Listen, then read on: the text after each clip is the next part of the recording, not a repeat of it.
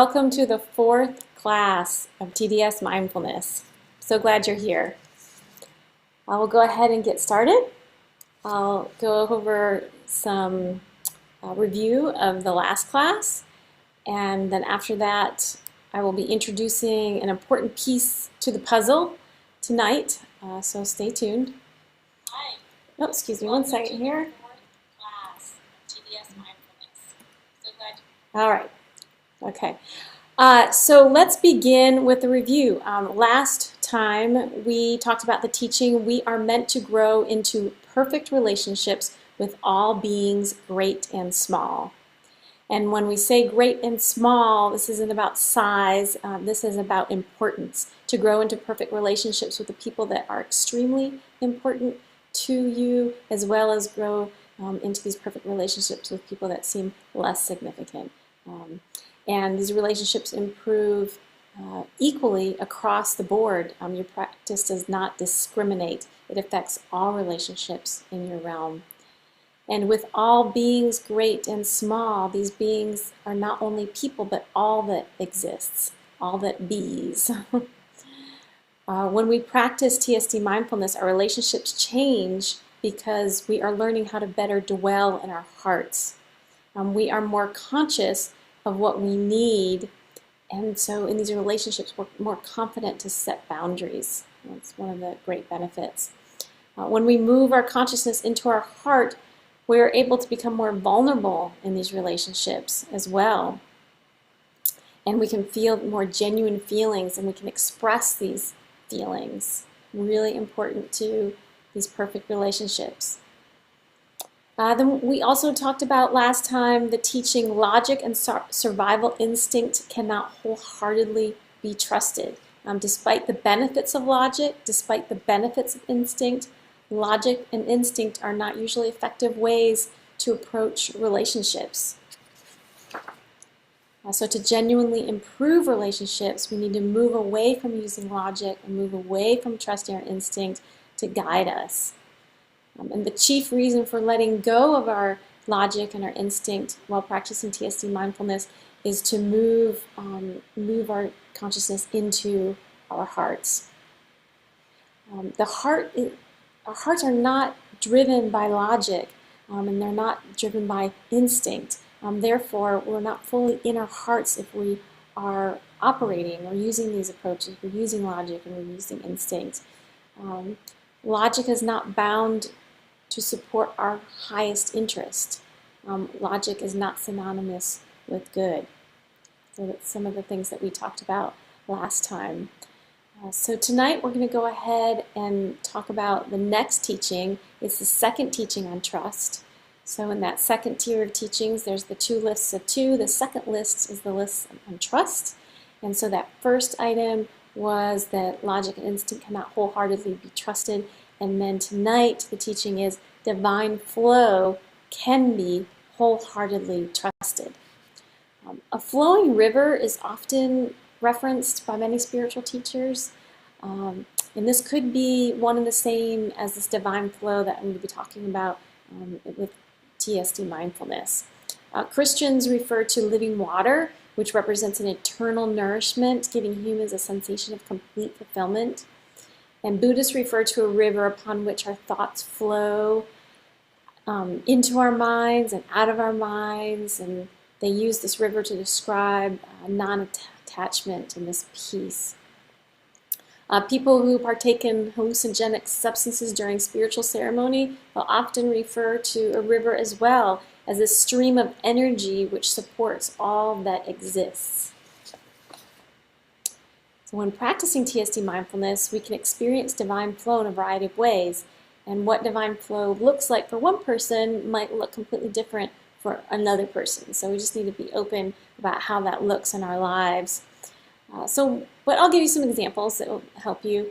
A warm sensation in the heart area, a warm movement, that can be a sign of divine flow moving through you. Someone might feel moved to do something that they know is the exact right thing to do, but it might not be exactly what they would decide to do on their own. And so it's something that's not logically that they put together. It's not driven by their instinct, but by this divine force instead. So that might be another example of noticing this divine flow in your life. Perhaps you've at some point have felt this force like swoop you up and it made you take a certain action, really supported you to take this certain action. So that would be an example. When we allow divine flow to guide us, we are integrated and whole. We are centered. We are connected to a strong driving force. So I'll say that again. When we are allowing divine flow to guide us, we are integrated. When we're allowing divine flow to guide us, we are whole, we are centered, and we are connected to this driving force. Divine flow can wholeheartable be trusted. You can rely on it all of the time, not just some of the time, like logic and instinct. It's always trustable, trustworthy. Logic is sometimes correct and sometimes it's not. Instinct is sometimes valuable and sometimes it's not. Divine flow is always correct and it's always valuable. We purposely open up to divine flow by taming our mind, our mental field, by soothing our gut field, and by dwelling in our hearts. Sound familiar? That's the big part of TSD mindfulness practice. So to connect with this divine flow, it helps to concentrate on that dwelling in your heart. That's one thing that will help us experience that. It also helps to wait for clarity. And another thing that helps us is to trust the timing of the flow of events. So it's this concentrating, waiting, and trusting. So I'd like to talk about will.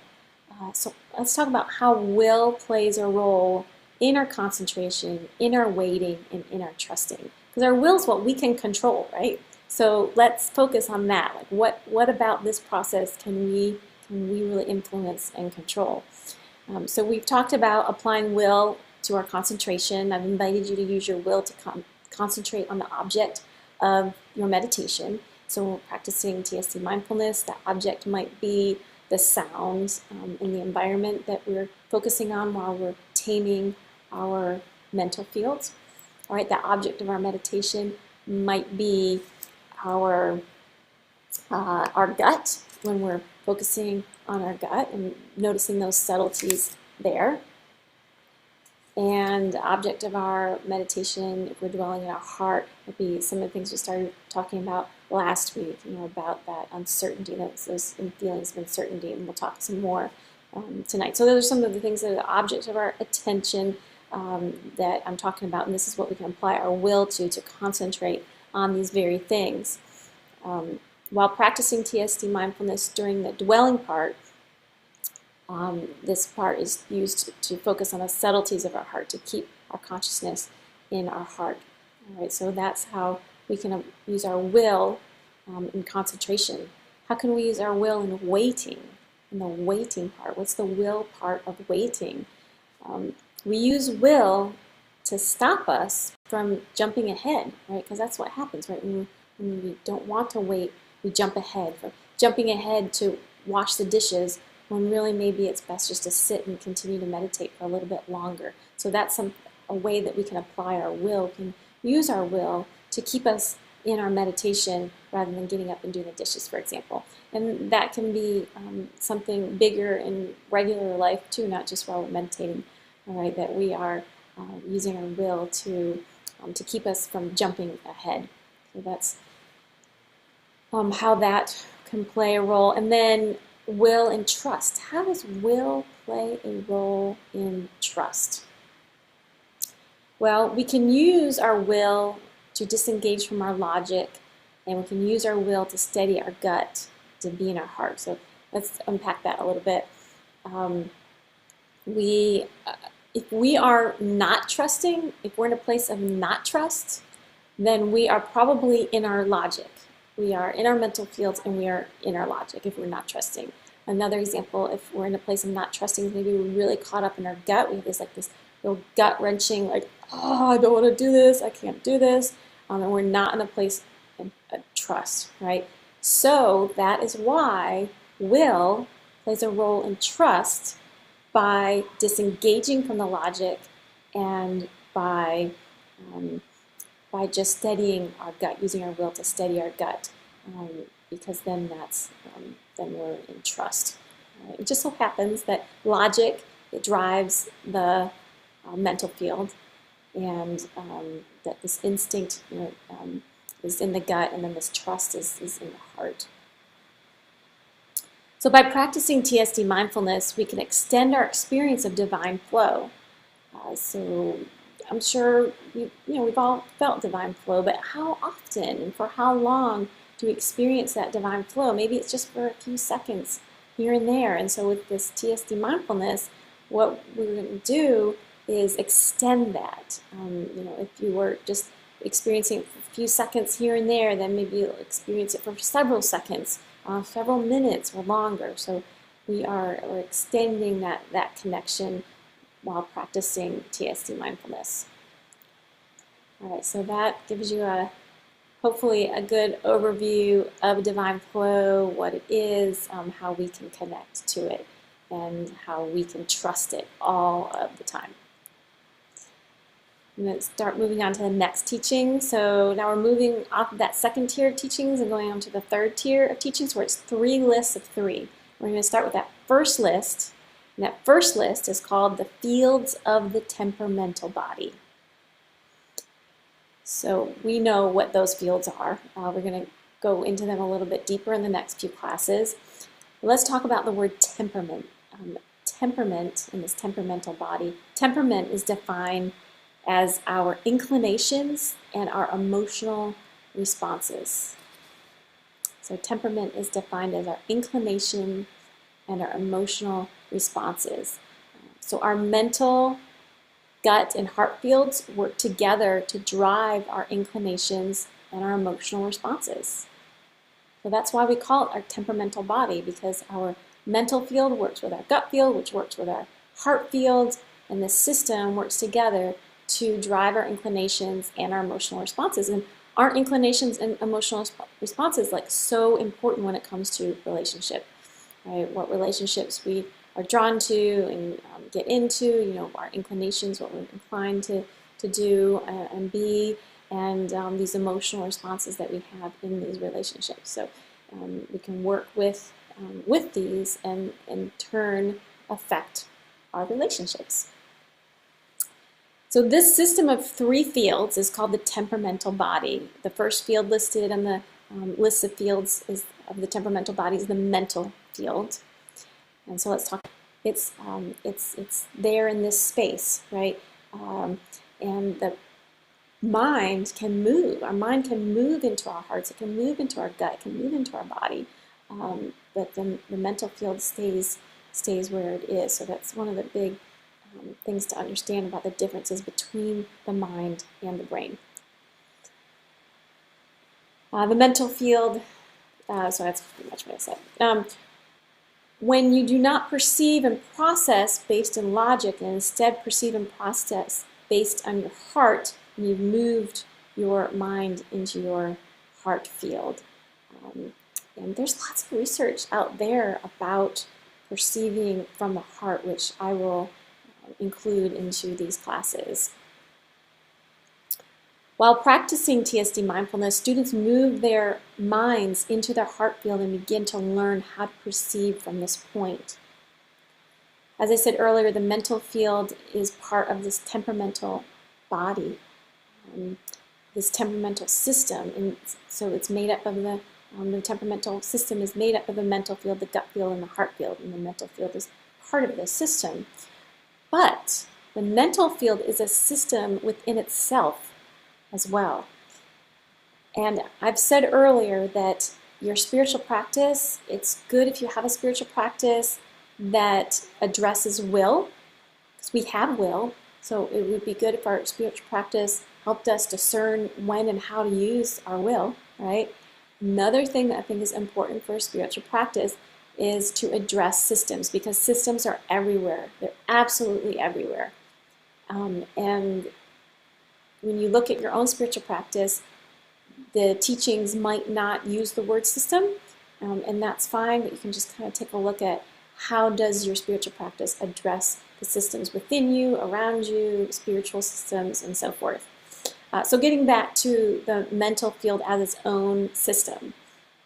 So the mental field is its own system made up of beliefs, made up of mental emotions as opposed to heart emotions, which we'll talk about in another class.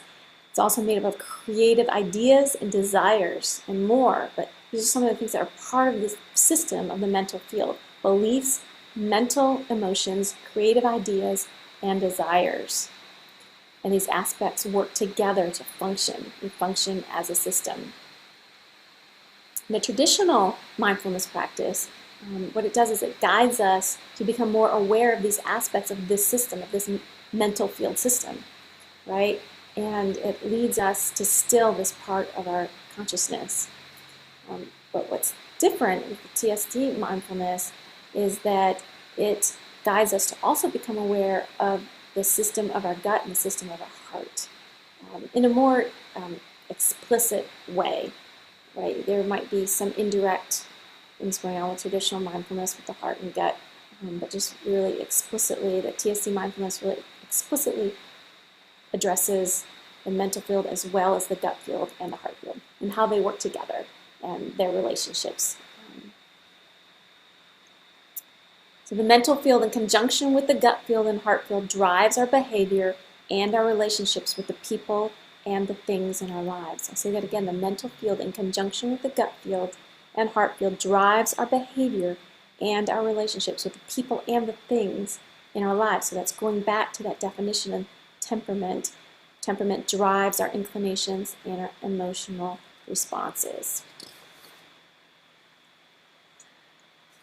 Right, well, so that concludes that teaching. We're actually going to go ahead and start talking about the meditation and some of those techniques that we use in the meditation. So we're moving more into that technical part of the class. It's in the past, so just to review a little bit, I have led you through these meditations and asked you to take a step back and to notice that part of your consciousness that drives your attention, that directs your attention. And so I want to talk about that in a little bit more detail tonight. It's not really part of our culture to address this part of our consciousness, right? This part of our consciousness that directs our attention. So we don't have the vocabulary, the language to describe this. It's very abstract.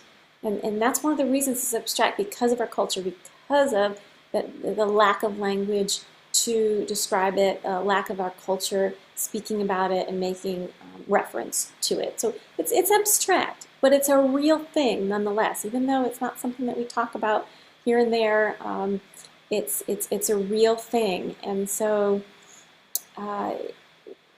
we need to use some symbolism to help us get there because it is so abstract.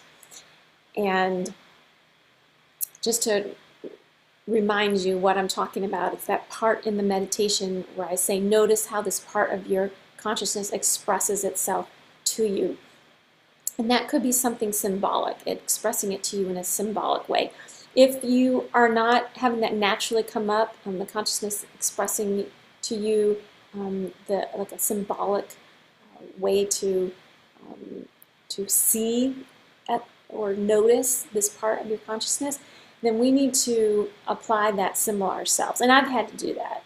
I'm not sure that it naturally came up for me. I've been doing this for a few years now, so I can't really remember. But having a symbolic image to help you get in touch with that part of your consciousness. So let me show some examples of some symbolic images. For example, what works really well for me is a rowboat. This is mine. This is like really detailed, and so take part of it, leave it, use something completely different. But it's a rowboat, and there is a skipper in the rowboat, and he's got a full-on rain gear, the hat, the coat, in the rowboat, it's pouring rain, and he has his oar, right?